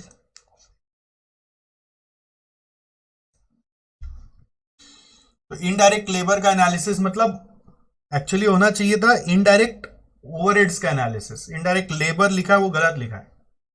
यहां पे जो लेबर लिखा है, अगर हम इसको इनडायरेक्ट एक्सपेंस समझ लेते हैं तो फिर सही बैठ रहा है। खाली लेबर बोलने से नहीं बैठ रहा। क्या हो सकता है लेबर ही हो, हम लोग क्या समझे भगवान जाने, हो सकता है सब लेबर रिलेटेड कॉस्ट ही हो। कुछ अज्यूम कर लेंगे और क्या करेंगे। अब सुपरविजन नाम का एक एक्टिविटी है, सेटअप का है, क्वालिटी कंट्रोल का है। तो ये सब का ड्राइवर क्या हो सकता है? जैसे सेटअप के लिए तो मिल गया, क्वालिटी कंट्रोल के लिए मिल गया, दिया हुआ ना number of inspection. Quality control के लिए तो नंबर ऑफ इंस्पेक्शन मिल गया। रिसोर्स प्रोक्योरमेंट के लिए परचेज ऑर्डर्स प्लेस्ड मिल गया। कस्टमर लाइसेंस के लिए कस्टमर ऑर्डर्स मिल गया। अब जनरल एडमिन और सुपरविजन को हम कैसे बांटे?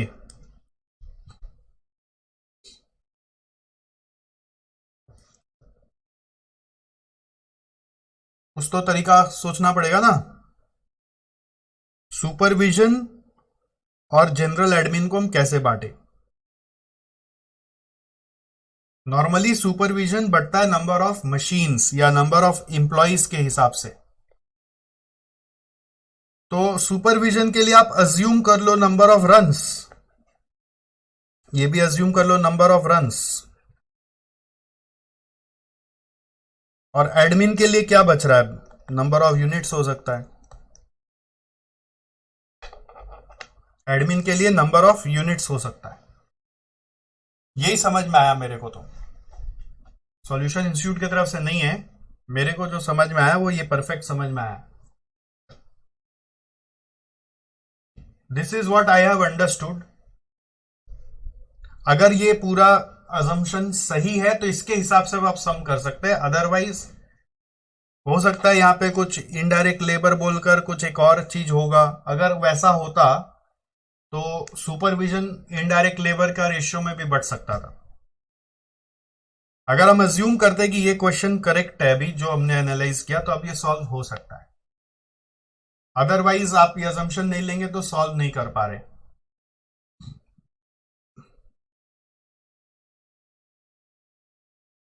समझ में आया? So we have machining, we have assembly, we have purchase order processing, we have factory management. तो इसका कॉस्ट को तीनों में बांटना है यदि, तो number of runs, number of inspection, ये सब तो मालूम है. Number of run, number of inspection, फिर नंबर ऑफ रन इंस्पेक्शन मालूम है, परचेज ऑर्डर मालूम है, कस्टमर ऑर्डर मालूम है. इसका नंबर ऑफ यूनिट्स अज्यूम किया है तो उसमें बढ़ जाएगा. करेक्ट. तो अब बांटा जा सकता है. अब there is no problem. The thing is, institute has not given the solution of the problem, so we have to assume something for supervision and for general administration. And I have understood कि ये analysis of indirect labor का ही 4 हिस्सा है और ये वाला इसमें इधर प्रेजेंट हो गया है. मतलब इंस्टीट्यूट की तरफ से कुछ टाइपिंग एरर हो गया होगा. करेक्ट. तो अब बांट पाओगे अपने आप. हाँ, बांट लेना अपने आप. करना क्या है, बस नंबर ऑफ रन्स तो पता ही है, तो ये रुपीज इन 1000 होगा ना. 100 इंटू रुपीज इन 1000 मतलब 1 लाख हो गया. तो 1 लाख को इन तीनों में बांट देना रेशियो में, या फिर रेट निकाल के बांट देना.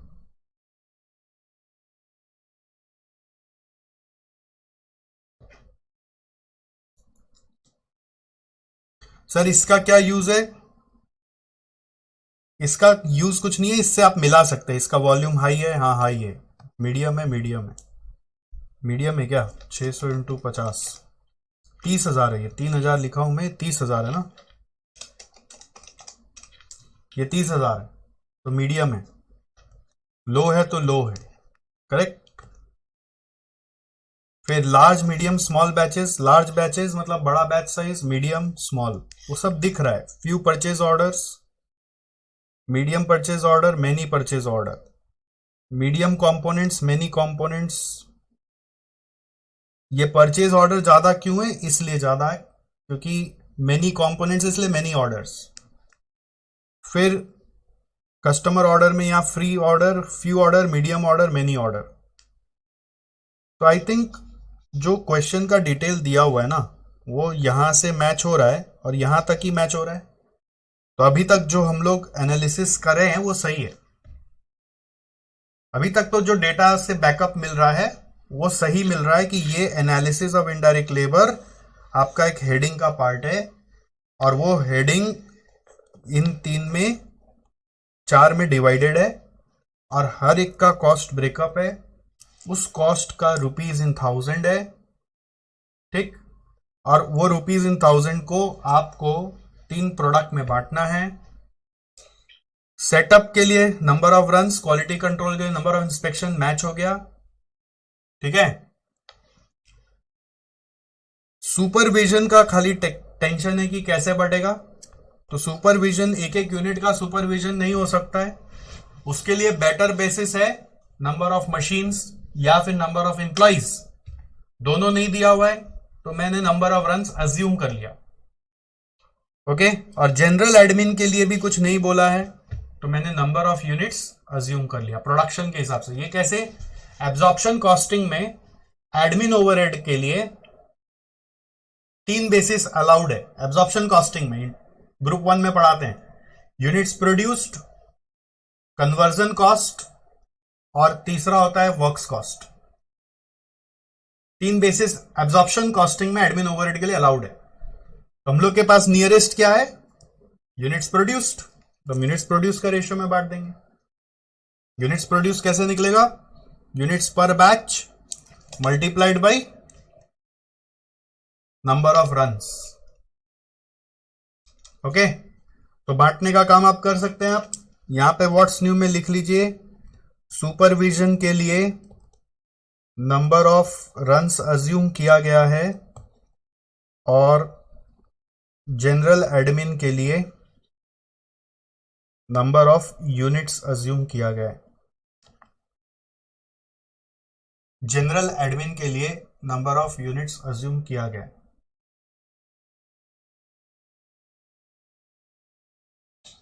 नेक्स्ट,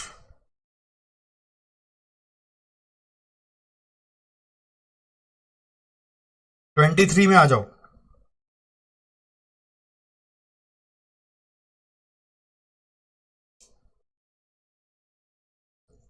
देखो तो यहां पे 1 2 3 4 एक्टिविटी है। मटेरियल मूवमेंट और मशीन सेटअप, इंस्पेक्शन और शिपमेंट। और नेक्स्ट पेज में देखो आपको 4 ड्राइवर्स दिए हुए। किसके लिए क्या बैठ रहा है देखो तो मिला के, मूवमेंट के लिए। हाँ, देख के बताओ, देख के बताओ, 1 मिनट देखो पूरा। चारों के लिए क्या नियरेस्ट बैठ रहा है। फर्स्ट नहीं समझ में आता है तो सेकंड में जाओ। फर्स्ट यदि नहीं समझ में आता है तो सेकंड में चल जाओ।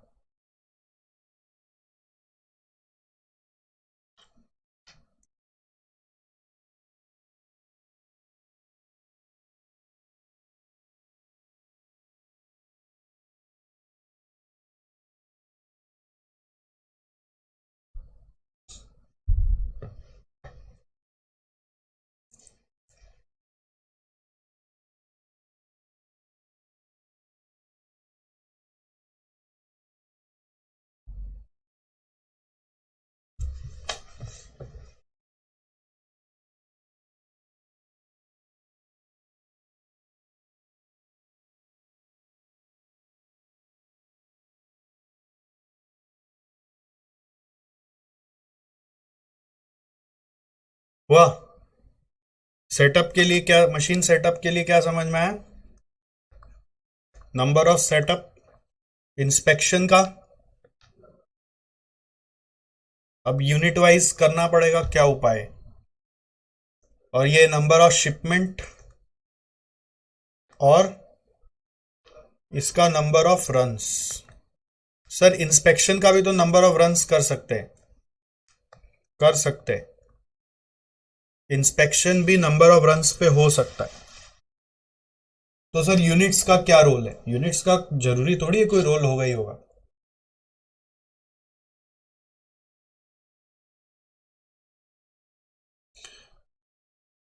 ठीक है, अभी समझाया था ना, इंस्पेक्शन अगर एक एक यूनिट का करेंगे ना, इतना सारा यूनिट्स है तो बहुत परेशानी हो जाएगा।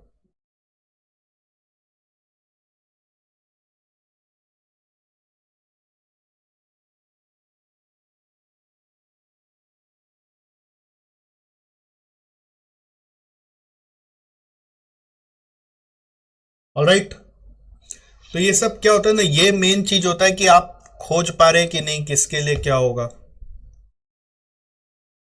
मटेरियल मूवमेंट का सर कैसे करना चाहिए, देखो ये सब में जब यहां पे सम्स करते रहते हैं ना तो उससे भी आइडिया होता है। आप देखो कहीं पे आपको मटेरियल मूवमेंट मिला था?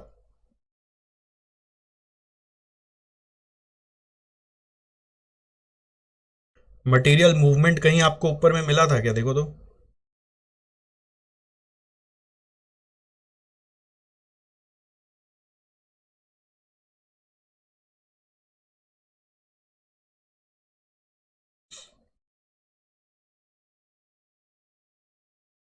हाँ, 4 में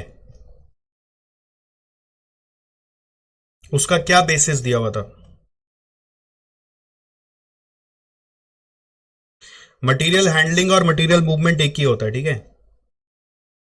तो उसका number of times material handle दिया हुआ ही था 10 नंबर में, और 4 नंबर में बोल रहा है।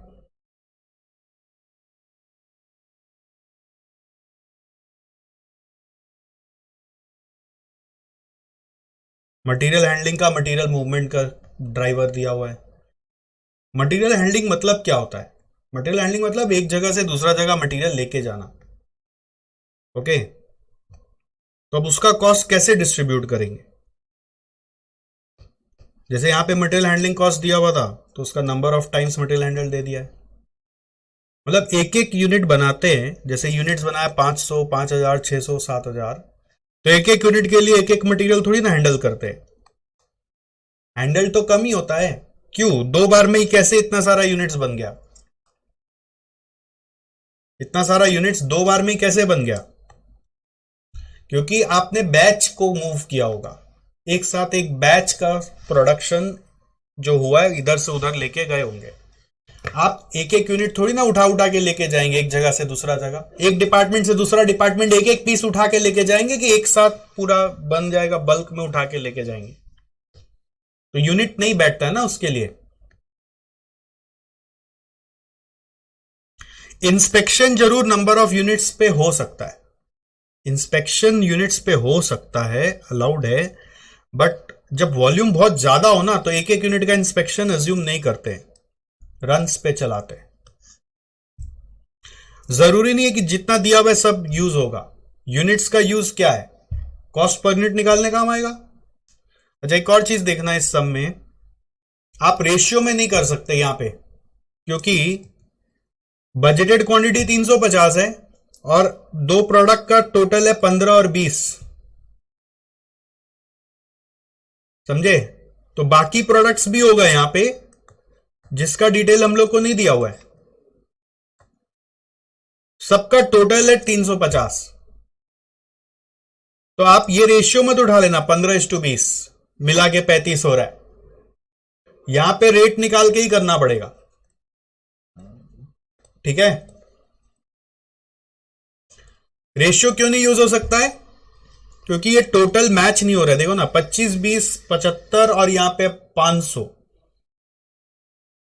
इससे रेट निकालना होगा। Using this rate to be found, don't use ratio, don't use ratio to distribute. क्यों? क्यों? एज total of products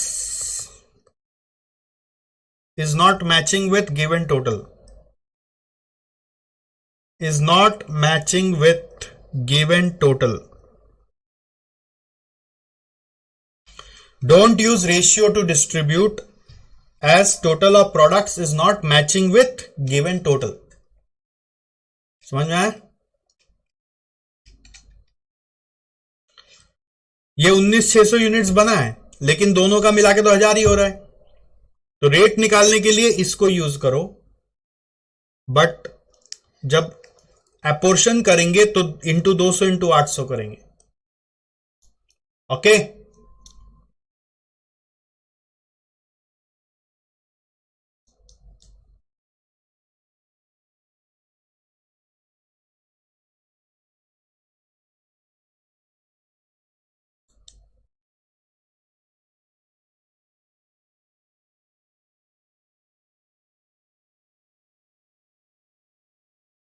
इसमें जो एब्जॉर्प्शन कॉस्टिंग है उसको करने के लिए दो डिपार्टमेंट से पास हो रहा है, प्रोडक्शन डिपार्टमेंट ए और प्रोडक्शन डिपार्टमेंट बी। ए का रेट है, बोल रहा है, आप देखना, मशीन आवर पे, और second stage uses labour hour. First stage assigns all factory overhead cost to production department A and B using machine hours. इसका मतलब आपका टोटल ओवरहेड डिपार्टमेंट ए में और डिपार्टमेंट बी में पहले बटेगा। कैसे? Using machine our.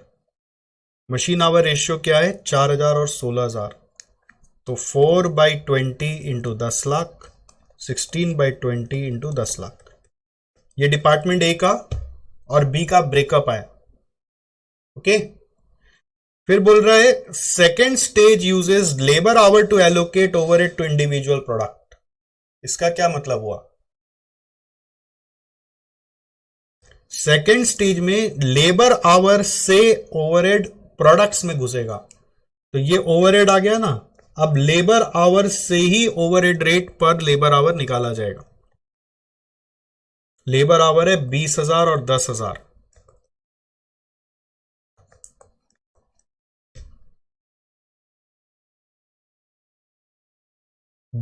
और 10,000 समझ में आया? बोलिए। तो अब ओवरहेड रेट पर लेबर आवर आपको इन दोनों को डिवाइड करके निकालना है। इससे एब्जॉर्प्शन कॉस्टिंग होगा। एब्जॉर्प्शन कॉस्टिंग कैसे होगा? इन दोनों से डिवाइड करके जो रेट आएगा, इससे एब्जॉर्प्शन कॉस्टिंग होगा। मतलब पहले ओवरहेड को दोनों डिपार्टमेंट में बांटना है, तो क्या लिखा है? First stage assign all overhead to 2 department based on machine hour. तो ओवरहेड मशीन आवर के रेशियो में दोनों में डिवाइड करो। और अब second stage uses labour hour to allocate overhead to products. तो लेबर आवर से ओवरहेड रेट पर आवर निकालकर आप प्रोडक्ट में आप कॉस्टिंग करोगे। इसलिए प्रोडक्ट वाइज आपको देखिए, प्रोडक्ट वाइज मटेरियल कॉस्ट दिया है, प्रोडक्ट वाइज वेज रेट दिया है, प्रोडक्ट वाइज लेबर आवर दिया है, प्रोडक्ट वाइज मशीन आवर दिया भी नहीं, जरूरत भी नहीं है, लेबर आवर से ही तो करना है। ठीक है। और लास्ट क्वेश्चन है 24।